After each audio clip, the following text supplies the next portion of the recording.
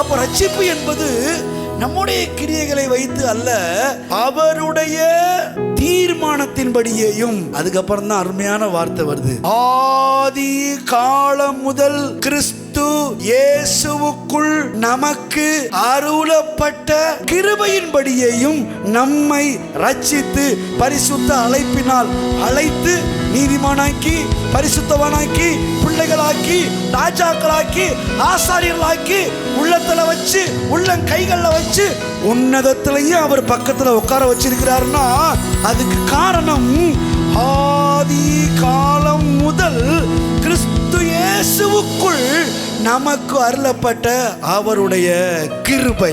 ஹல்லேலூயா.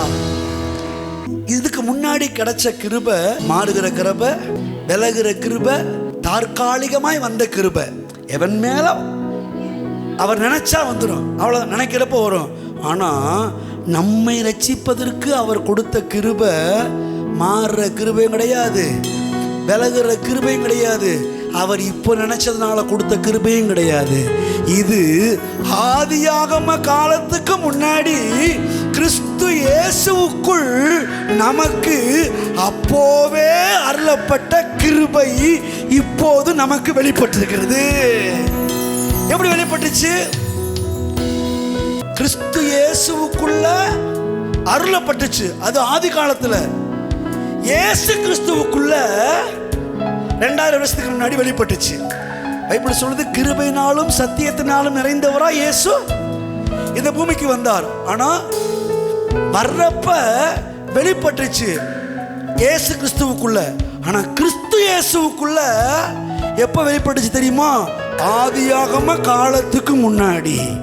அப்போது அருளப்பட்ட கிருபை இயேசுவின் மூலமா வெளிப்பட்டு இன்னைக்கு இயேசுவை ஏற்றுக்கொண்ட அந்த ஒரு புண்ணியத்து நிமித்தமாக அந்த கிருபை திட்டமிட்டபடி தனக்குள்ளே தீர்மானித்தபடி நம்மை ரட்சித்து நம்மை அழைத்து இன்னைக்கு நீதிமான்களாய் பரிசுத்தவான்களாய் குற்றமற்றவர்களாய் தேவனுடைய பிள்ளைகளாய் மாற்றிவிட்டது.